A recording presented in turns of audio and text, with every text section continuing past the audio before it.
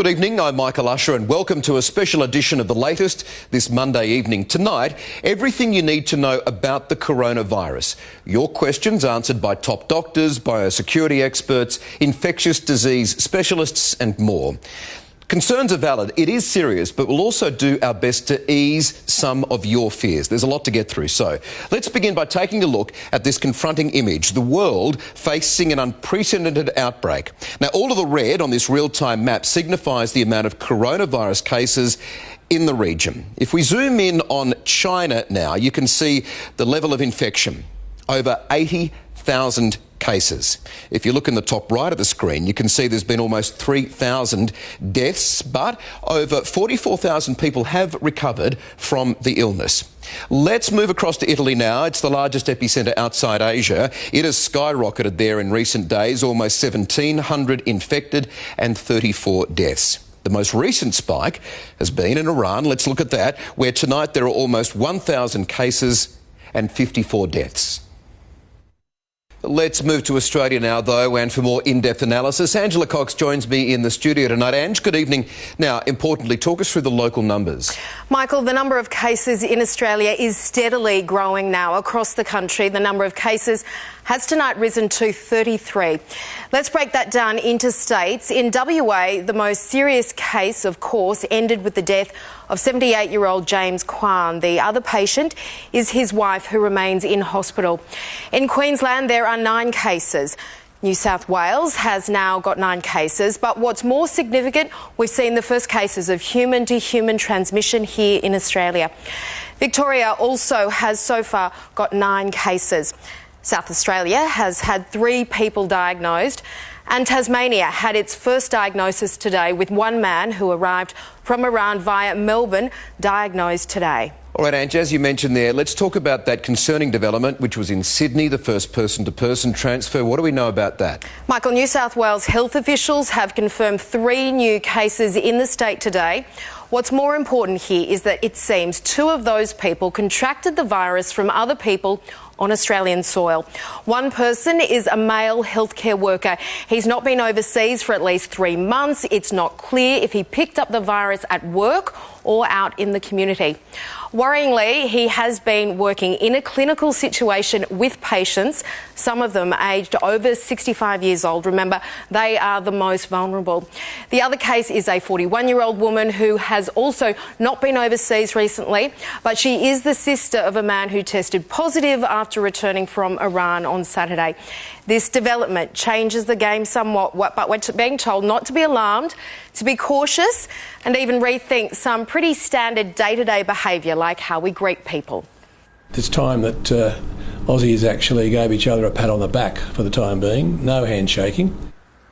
Yeah, and that's really interesting. That was the New South Wales Health Minister saying no handshaking, trying to avoid hugs, even kisses. It's going to change the way we interact. But internationally, there's been another development. This new coronavirus cases confirmed in Indonesia, which up until now had said they had none. Yes, that's right. It seems remarkable to date that Indonesia had no cases.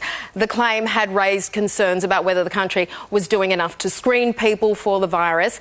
Today, the president told local media that 2 Indonesian nationals have tested positive, a 64-year-old mother and her 31-year-old daughter from West Java. Health officials there are also saying they've prepared more than 100 hospitals with isolation rooms to meet international standards. Mush. All right, our largest neighbour around a popular holiday spot. Angela, thank you for that. You'll be back a little later with a biosecurity expert. Thanks.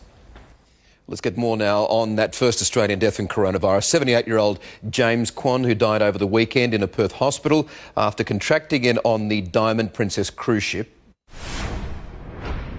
Let's bring in the WA President of the Australian Medical Association, Dr Andrew Miller. Dr Miller, thank you so much for joining the latest tonight.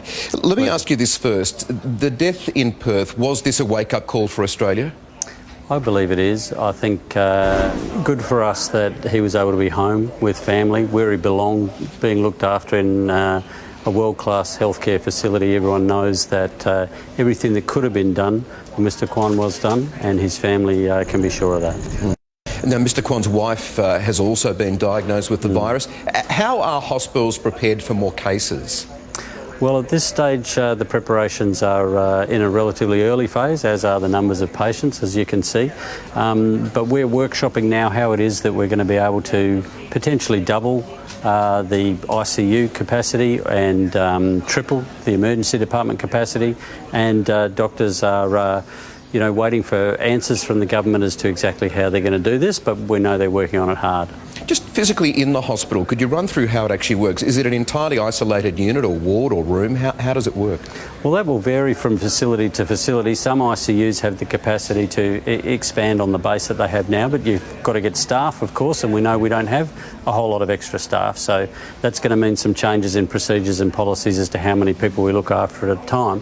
We may also repurpose an area like an operating theatre to look after someone who needs support with a ventilator, because we know that if a significant proportion of the population get this disease, which seems to be very infectious, that about 10 to 20% of them end up in hospital, and a proportion of those will need an ICU bed. And this is a bit like waves coming onto the beach. When they're small, you can handle it, but when they get very big, that's when you start to worry. I think until Mr. Kwan's death, we felt it was still offshore, this problem. This has brought it home now, though, hasn't it? Well, look, it's a very human thing. We're used to being warned about things, we're used to being warned about risks, but until it actually becomes relevant to us, until it becomes personal, it can be hard to accept that it's happening. This is a wake-up call. This and the other infections that are now popping up around the country, I think, make it very clear this is not a drill. We don't want people to panic, but we do want people to get prepared.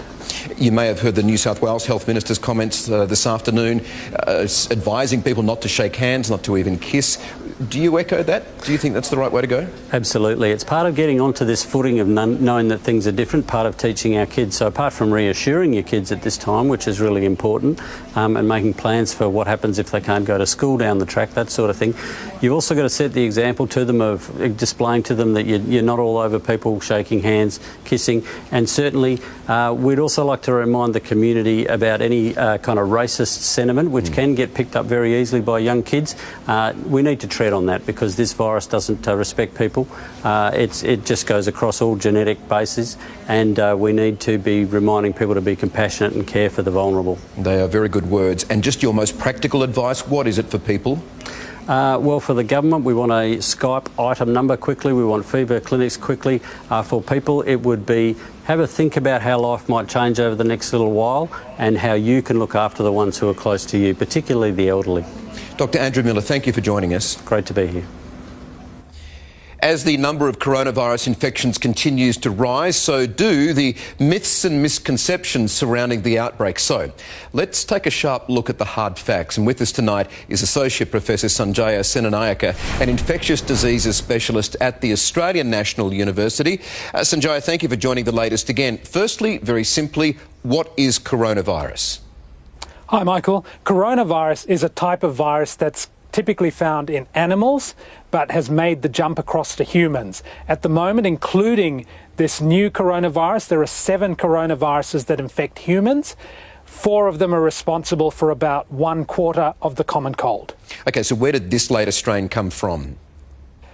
This is only speculation at this point, but looking at the genetic sequencing of the virus, we think it started off in bats and then probably jumped to some sort of intermediate animal host.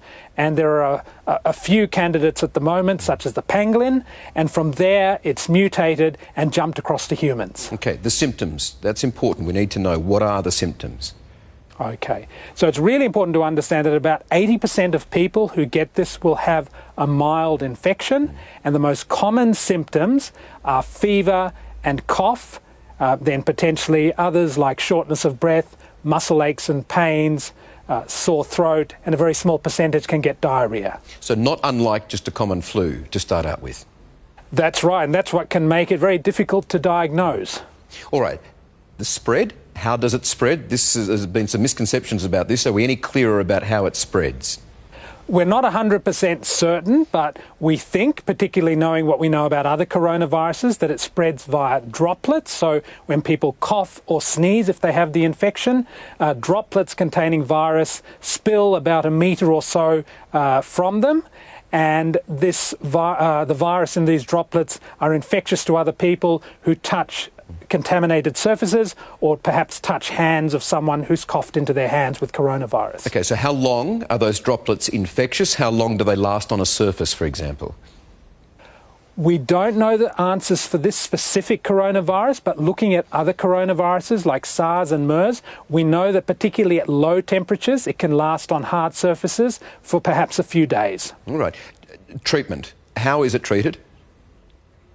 In terms of a specific directed medical treatment, there is nothing approved. There are, however, a couple of medicines which have been used for other infections, such as HIV and malaria, which are showing some promise and have been used in the clinical setting, particularly in China on patients with COVID-19.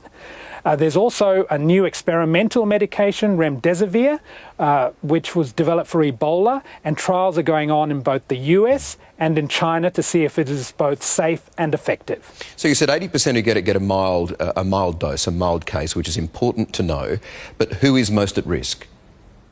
Right. In those people who get more severe or critical illnesses, they tend to be over the age of 60 and they tend to have other underlying health problems, such as bad lungs, diabetes, hypertension, those sorts of conditions. And in terms of worst outcomes, men tend to do worse than women, and there could be a couple of reasons for that. One, that men are more likely than women to have those other conditions we talked about, like obesity, diabetes, hypertension, etc. But also, women have stronger immune systems than men. Now, in terms of avoiding catching it, there have been so many different theories about how to do that. What's your most simple advice about how you can avoid catching coronavirus? If we have an outbreak in Australia where there's sustained local-to-local transmission, avoid big gatherings, but I'm sure we'll be getting messages from the government to do that, but also frequently wash your hands. And the advice, we've heard it said today, should we stop shaking hands? Should we stop kissing, hugging? I think it might eventually get to a stage where we do that. I don't know if we're quite there yet, Michael. All right. So on a scale of being worried, a lot of people are worried, and that's just the plain truth of it. In your experience, how worried should we be? If you mean worried that we are going to have an outbreak in Australia, I think we should be worried because I think it is likely to occur, that we're likely to see more cases and local transmission in Australia. But as I mentioned before, 80% of people who get this have a mild illness. Now, if there's large numbers of people who get sick, that will mean that large numbers do get quite seriously ill, and it may in fact put a strain on the public hospital system for a period. But it's not the end of the world. All right, good information there. Let's just change gear here now and call this segment Mythbusters. Let's clear up some of the myths, the misconceptions that's been spreading about the virus. There are many of them. So can you tell us on these points here what's true, what's false, and some of the most common statements? Let's try and clear them up. So first up, face masks, will they protect you from coronavirus? Okay. True if in hospital and seeing patients with healthcare workers and wearing your personal protective equipment, or at home looking after a sick relative. False if you're talking about just walking into the community. All right. Antibiotics, will they prevent and treat the virus, true or false? False. Antibiotics treat bacteria, not viruses. Okay, can you get sick? One example here. If you get a letter or a package from China, will you pick up coronavirus if it's on it? False. False. You will not. Good to know. All right, pets.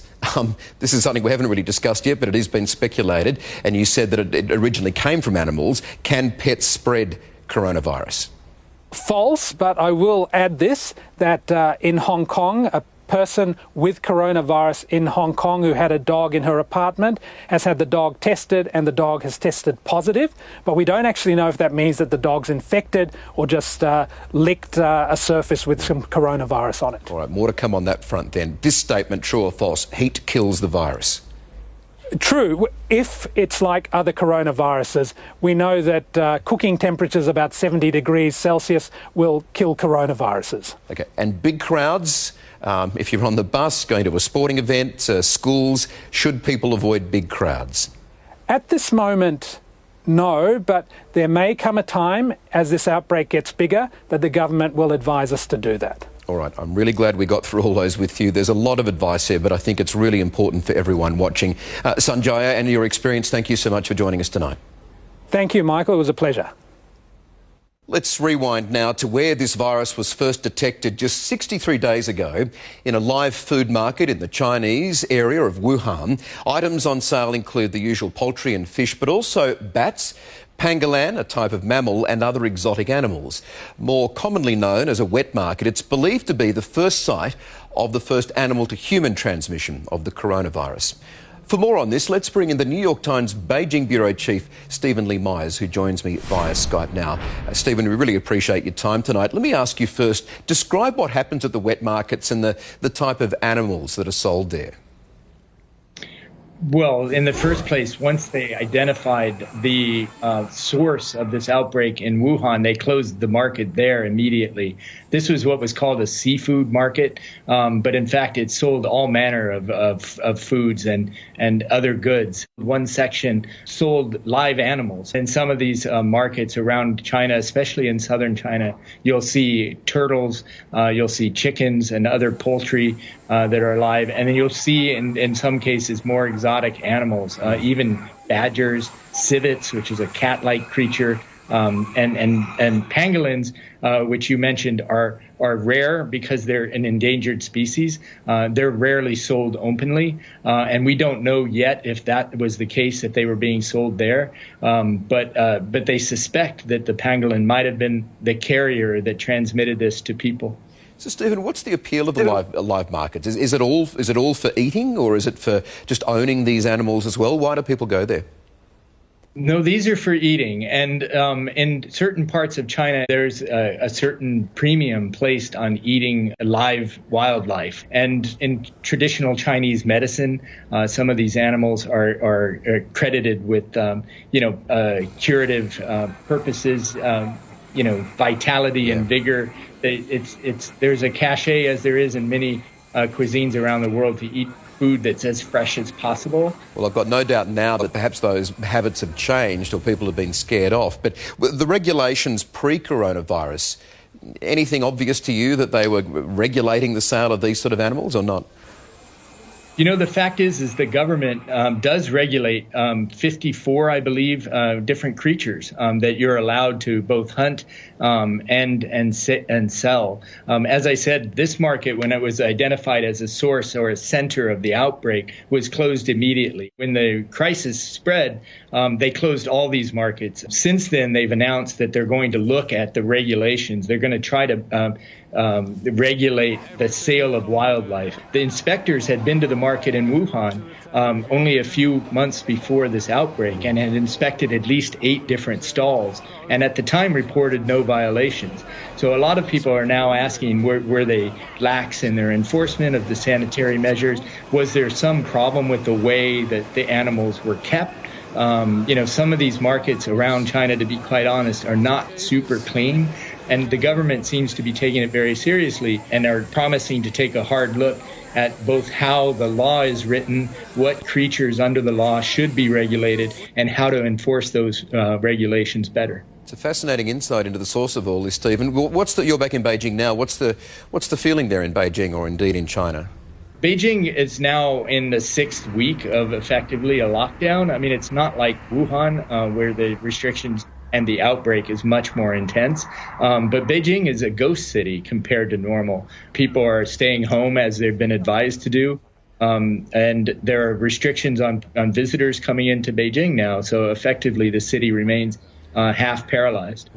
Really interesting talking to you, Stephen. We do appreciate your time for joining the latest. Stephen Lee Myers, thank you. Thank you. Still to come, Australians urged to reconsider travelling to certain places as coronavirus cases surge. We get the latest from a travel insider. Rally or recession, how the virus is impacting the stock market, property prices and your hip pocket. The surprising statistics surrounding children with the virus, why they're baffling scientists. And the pandemic preppers clearing out supermarket shelves. But is panic warranted? It's all coming up next on this special edition of the latest from 7 News. Back in a minute.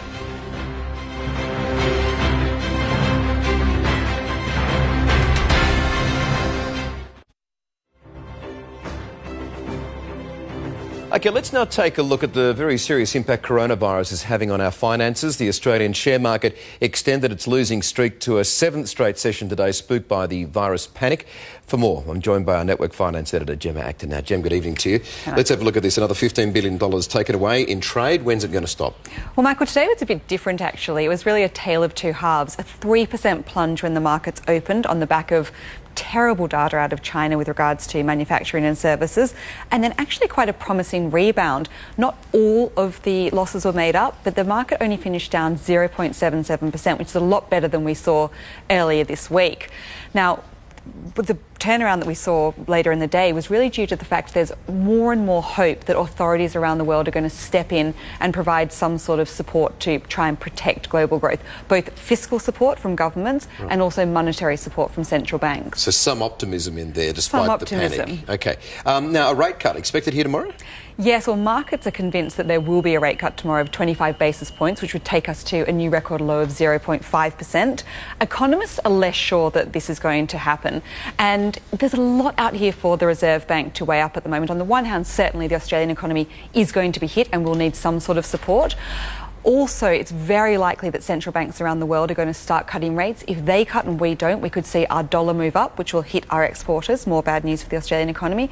On the other hand, there's a very valid view that interest rate cuts are a very blunt tool and they don't necessarily give help to the industries and businesses that need it the most. And today we heard from the government that they're preparing targeted support to those who do need the help the most. So we could well see the Reserve Bank wait to see what the government does and the impact that has.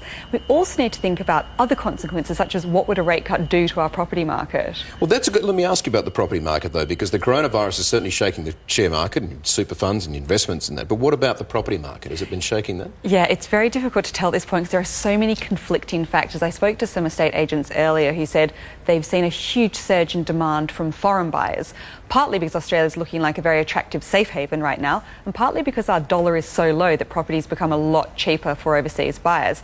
Now, on the other hand, if this continues and rumbles on for some months, we might see businesses default, debts default, properties forced onto the market in fire sales, which would obviously be bad news for property prices.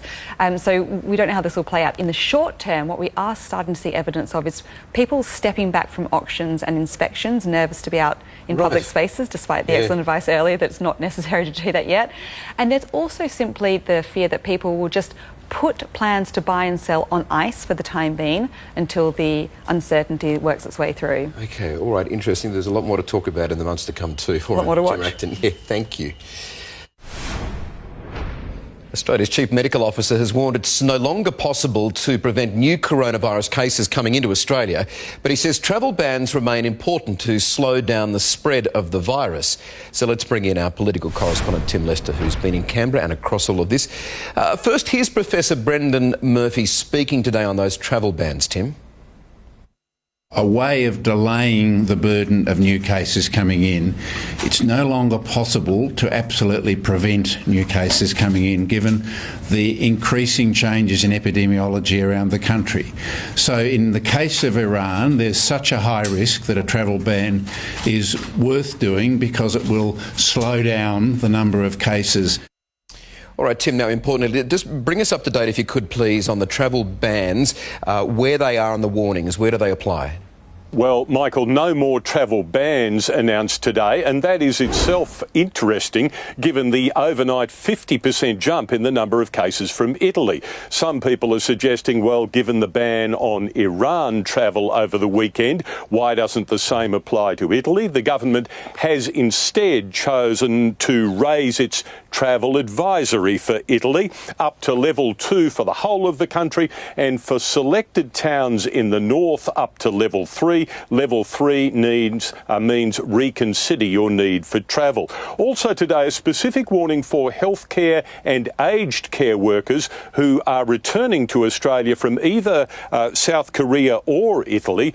The Chief Medical Officer says you should not go to work in Australia for 14 days. Michael? Well, that is wise. So, Tim, the government has had more to say on Australians still in the virus epicentre, the Chinese province of Hubei. Tell us about that. Michael, reports suggest more than 150 Australians remain in the province. Turramurra primary school student Sanjaya Sen, just 8 years old, is among them. They face dwindling supplies of food and medicine as the lockdown there approaches day number 40. Now, today, Health Minister Greg Hunt told reporters, "We are constantly reviewing the situation, but for now, have no further plans for evacuation flights out of Wuhan." The government argues there were unfilled seats on some of the original evacuation flights, Michael. And that little fella we saw, he just wants to get back to school in Sydney, but it ain't going to be happening quickly, Tim, that's for sure. All right, Tim Lester in Canberra, thanks again. Thanks, Michael. The South Australian government is pushing for tough new laws to detain people suspected of having coronavirus if they don't quarantine themselves. Earlier, I spoke with our reporter Mike Smithson from Adelaide.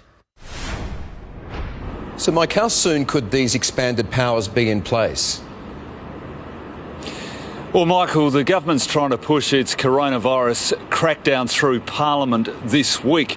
Now, as it stands, the Public Health Act here in South Australia already has some safeguards in place, but the Premier thinks not enough. So those who don't comply, who don't self-regulate, basically, they can be the subject of a court order, and there is then a warrant issued, and police or other officials can come and detain a person and put them in a detention centre or in hospital for testing, and they have to stay in hospital for as long as authorities say they can. So it's quite a major advance on what the current law is here in South Australia at the moment. They are strong powers. Let's have a listen to what the Premier Stephen Marshall had to say on it. We can use security officers, police, or even have to go to a magistrate to have some of the orders enforced. I don't think people should feel anxious. What they should feel is assured that the government is looking at all possible scenarios going forward. All right, Mike, a hardline stance. The reaction, what's it been like? Well, so far the opposition has said that whilst it hasn't actually seen the bill, but it does support anything that is going to make South Australia a safer place.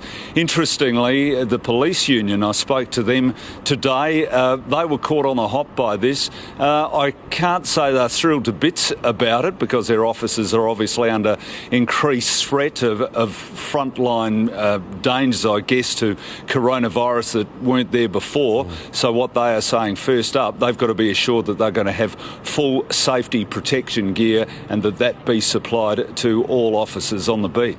All right, Mike Smithson in Adelaide, thank you. As fears of a pandemic grow, we've seen panic buying at supermarkets across Australia. Let's bring in our reporter Georgia Comensoli in Melbourne this evening. Georgia, good evening to you. Look, I'm not surprised some people are doing this. They're concerned, but what products are being snapped up? Well, Michael, it seems many of Australians are looking at what's happening overseas and going to their local supermarket and emptying the shelves, especially over the last few days. We've seen many of our supermarkets wiped from some pantry items, those dry food items that could last for months. And now, while some say they're just preparing themselves, others say it will be a necessity. And there has been a couple of items that have been extremely popular: pasta, rice, oats, and of course toilet paper. But let's hear from Victoria's Chief Medical Officer, who we spoke to earlier today. That doesn't require you rushing out to a supermarket today or this week, but it does require you to think about it, make some plans and understand what your needs are. Yeah, people are worried about getting out in crowds as well. So, Georgia, what should we be buying? What's the advice? Well, in the unlikely event that you will have to self-quarantine for 14 days, the idea is just to have enough items to get you through those 2 weeks. So think about what you might need if you were to stay at home, and that could be any medicine, any prescription drugs you might need to stock up for at least 2 to 3 weeks, and then of course some dry food that you can keep in your pantry, canned food, enough food for your pets, and then also toiletries that you may need, toothpaste and of course toilet paper. But the advice is just to collect a few extra items next time you go to the grocery store, rather than going out to your local supermarket and clearing the shelves. Michael? All right, Georgia, good advice. From Melbourne tonight, thank you. Australian health experts are surprised about how few children seem to have been infected by the coronavirus, with those under 10 contracting it overseas only showing very mild symptoms. For more on this, we spoke to Professor David Isaacs, a consultant paediatrician at the Children's Hospital at Westmead in Sydney. children seem to be relatively unaffected by this coronavirus. There have been no deaths of children worldwide under 9 years of age, and the few children that have been infected seem to be pretty mildly infected. They're not getting the nasty pneumonia that some adults have been getting. Sometimes when children don't get so affected, we think it's because they don't have such a vigorous immune response to the virus. That was known with other viruses. SARS, for example, the SARS coronavirus didn't affect children so much. Professor David Isaacs there. Well, still to come, we take a look at the coronavirus around the world, starting with a crisis meeting that's taking place right now in London. The trouble with travel. Can you get insurance for your trip during an outbreak? And how long, this is the big question, before a coronavirus vaccine is on the market? We'll find out. It's all coming up next on the latest from 7 News.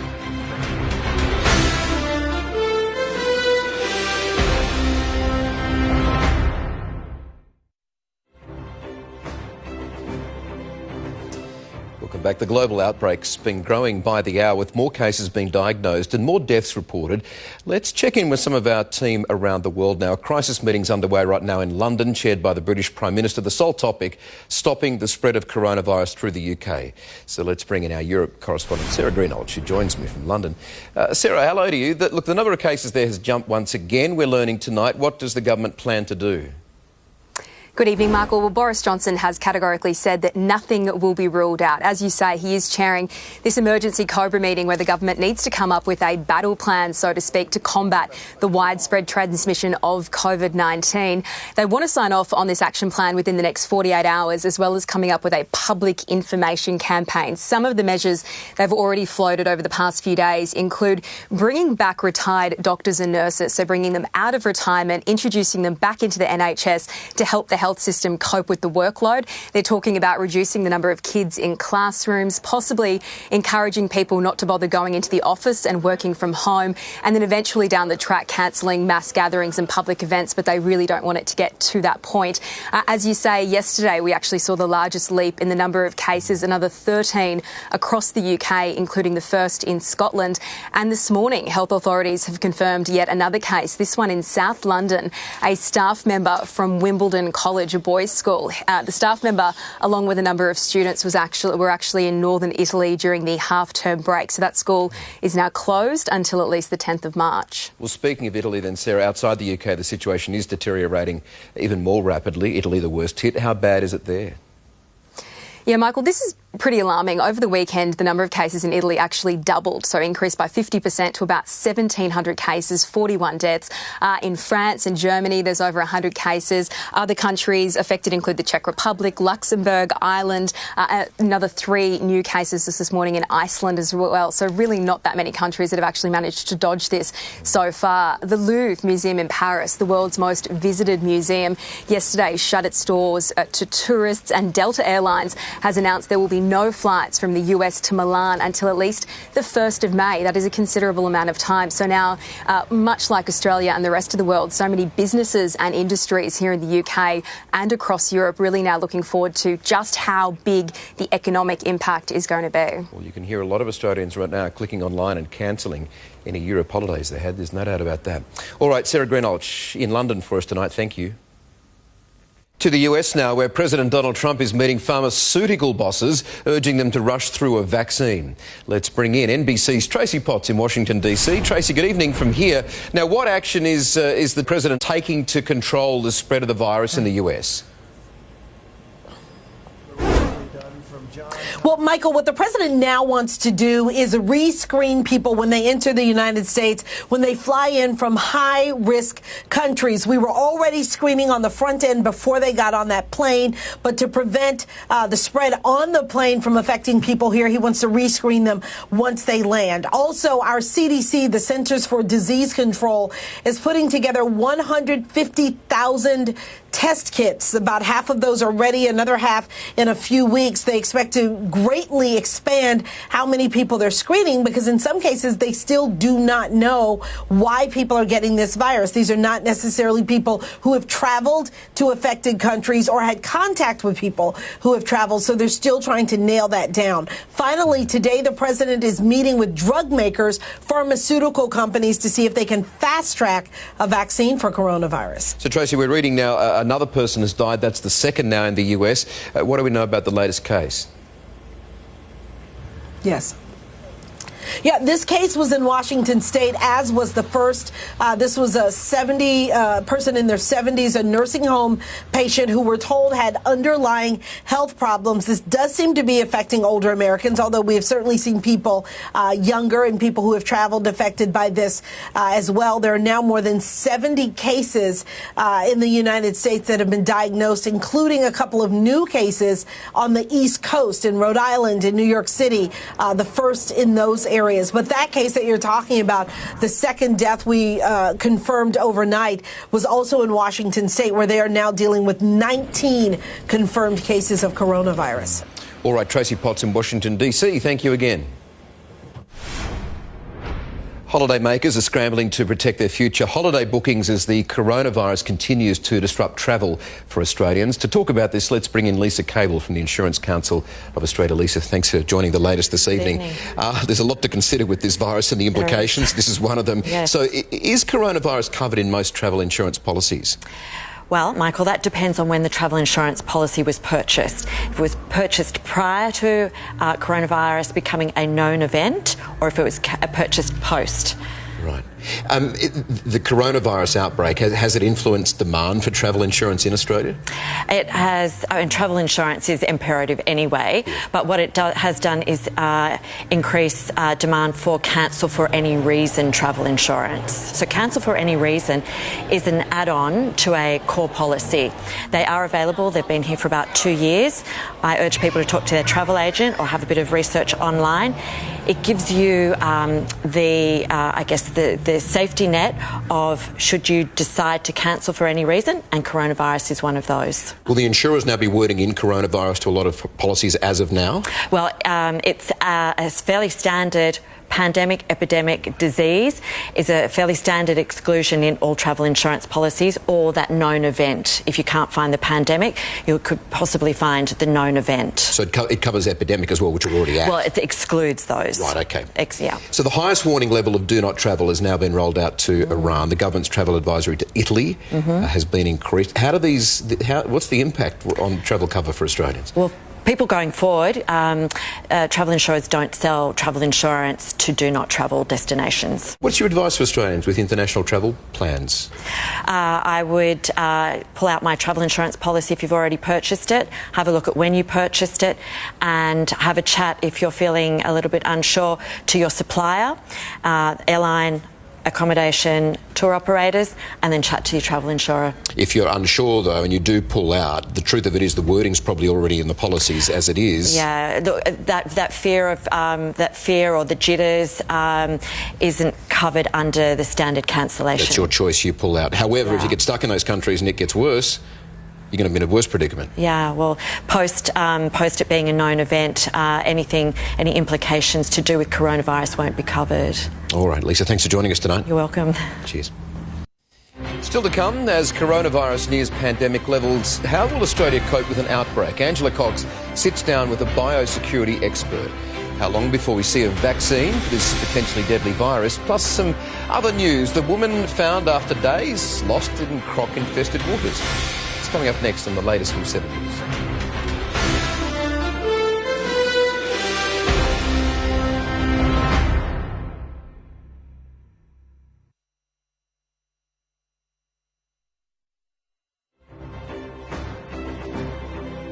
Well, the last pandemic the world saw was swine flu. Remember that back in 2009.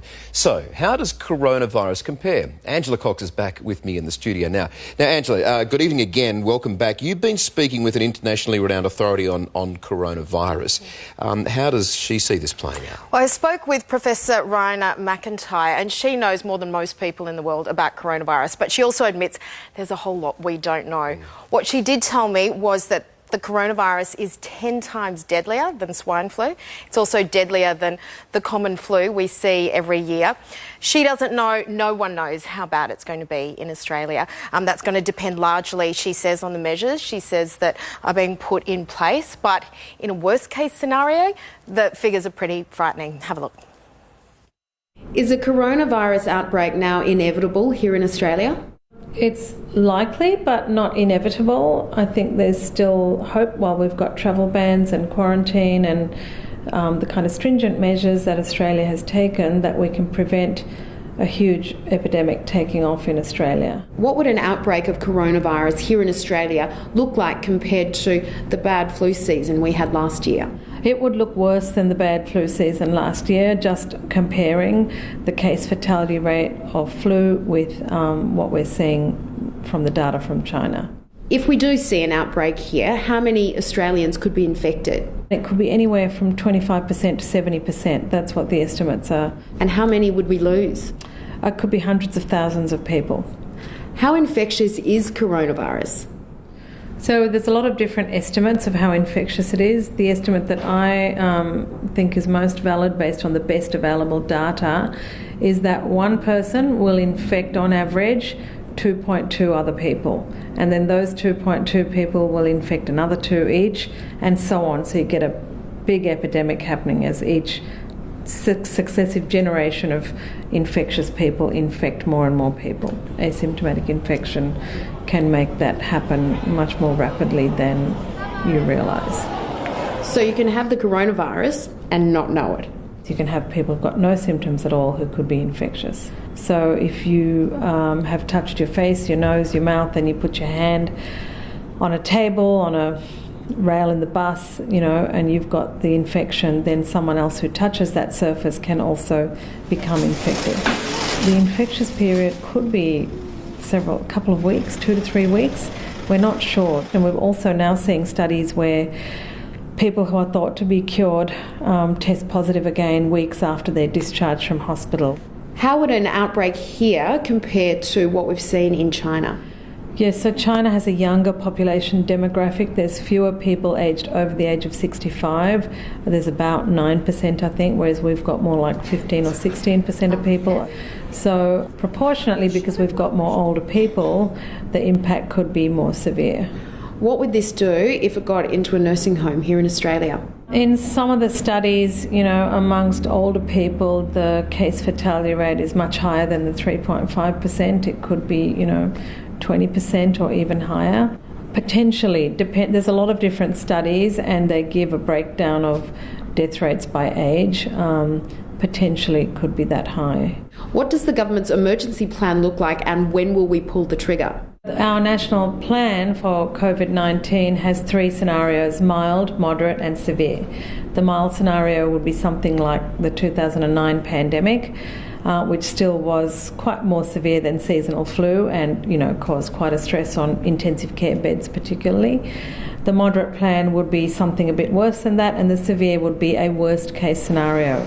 And in the worst case scenario, then you would have, very high numbers of cases across multiple communities. You would have severe stress on your health system. There would be measures to reduce the mixing of people in crowded situations, so you might be asked to work from home. So say we do get to that stage when we're closing schools, childcare centres, telling people to work from home, shutting down major events. How far off could that be? I think we'd see those sort of measures implemented as soon as there's evidence of sustained transmission in the community. It could be days, it could be weeks, we don't know. We've done a really good job in terms of containing it to date. Even if it takes off, we could delay the peak of the epidemic occurring, which means we'd be that much closer to having a vaccine.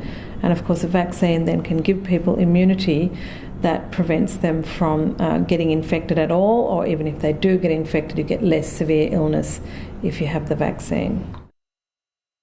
Of course, that vaccine is crucial. The professor tells me that's still 12 to 18 months away, which it's being fast-tracked. It normally takes years. In the short term, though, what they're working on is a blood test, because as you heard in that piece, you can have coronavirus and show no symptoms. And if you do, you can go to the doctor. They will do the regular swab tests. They're not always accurate, which means that if there is a health outbreak, health authorities will be flying blind. They won't know who's got it, where it's going. So if they get a blood test sorted, they can track it and monitor it and see where the outbreak is.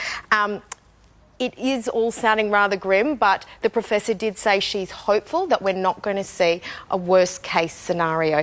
One bit of advice she did have that we can do, that to be proactive, have that flu shot, because if this outbreak coincides with our regular flu season and you get both, you'll be in serious trouble. So get the flu shot. And the flu season was bad last year, just the regular flu season. But the good news on the vaccine, we have replicated it in Australia. That's worth everyone knowing. In Melbourne, in tests there. A little bit longer before they can get the vaccine, but the race is on to find it, which is good. Indeed. Okay, good conversation. All right, Ange, thank you for that. Thank you. Still to come, an elderly woman missing for days near crocodile-infested waters found alive, how that rescue unfolded. A scaffolding collapse in Sydney, our reporters live at that scene, and a devastating injury for cricket star Elise Perry. It's all coming up next on the latest from 7 News. We're back in a minute.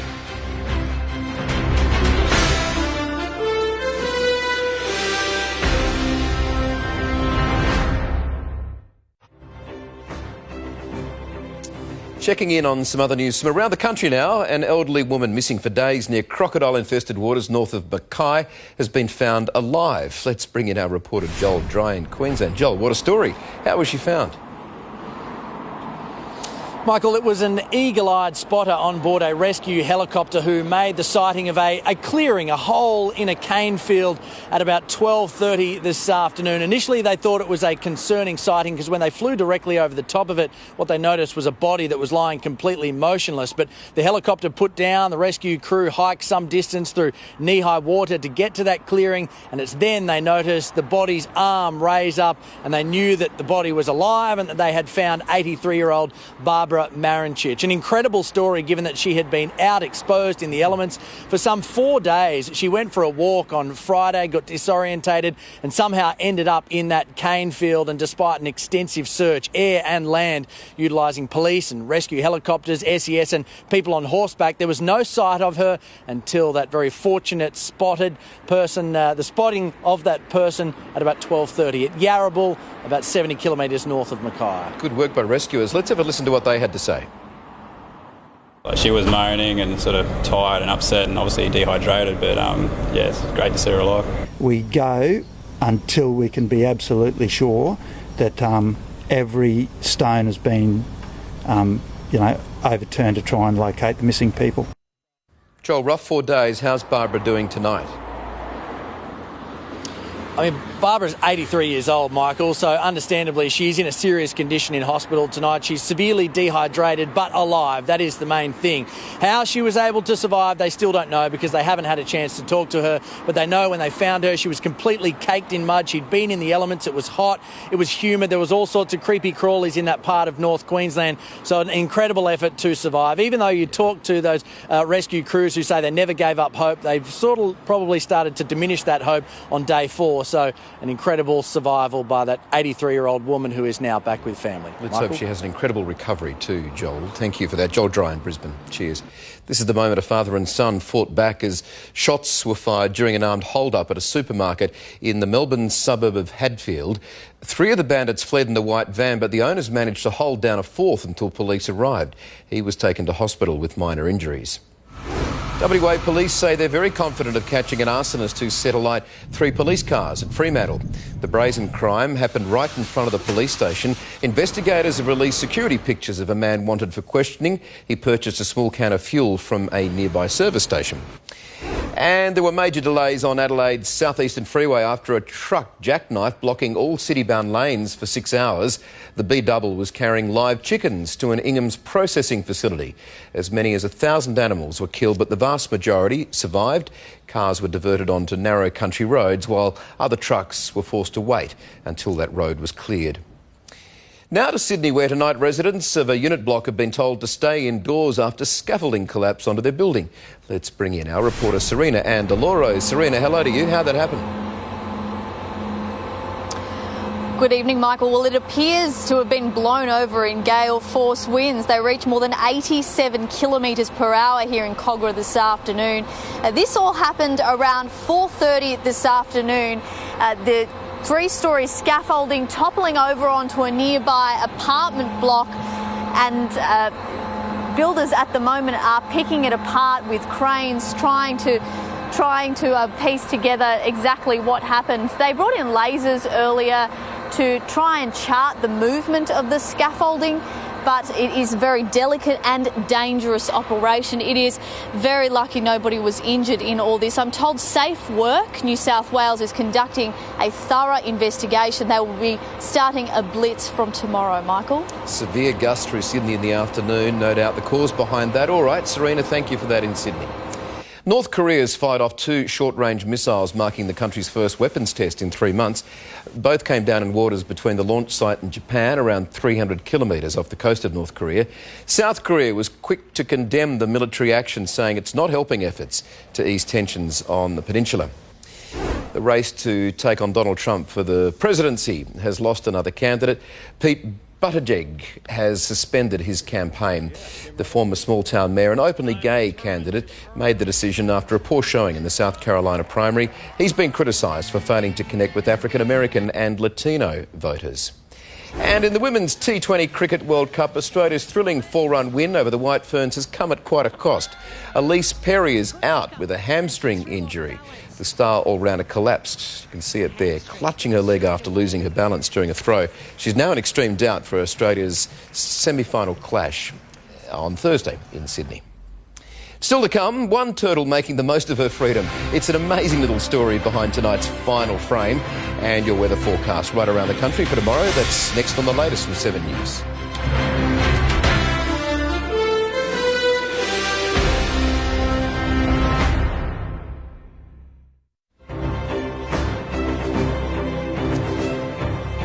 Back, we're looking at an amazing time-lapse of the Milky Way fading into a spectacular sunset. That was taken by Jonathan Snyder on Pawleys Island in South Carolina. We'll leave that up and have a look at the temperatures around our country. Mostly sunny in Brisbane, 32, Melbourne cloudy and 20, 32 and sunny for Perth. In some other parts, rain expected in Bourke, 26, 24 and cloudy in Mildura. Mostly sunny, 23 for Albany in WA. Now to our final frame tonight. It's dedicated to Yoshi and her record-breaking journey across the world. Back in 2017, after 2 decades in an aquarium tank, the endangered turtle was released into the wild. Well, since then, the loggerhead turtle managed to travel 37,000 kilometres over 26 months, claiming the longest journey of any tracked animal ever. And tonight, Yoshi is enjoying her freedom right off the WA coast, which means she's now protected under Australian law. It also means she can add an Australian stamp to her passport alongside South Africa, Namibia and Angola. Tonight, the adventurous Yoshi and her incredible journey is our final frame. Well, thank you for your company this evening. All the segments from tonight's coronavirus special edition are going straight on our 7 News social media. You can catch them all there again. You can rewatch all our shows on 7+, and Sunrise is back first thing tomorrow from 5:30. For now, though, from the team here at 7 News, that is the latest. I'm Michael Usher.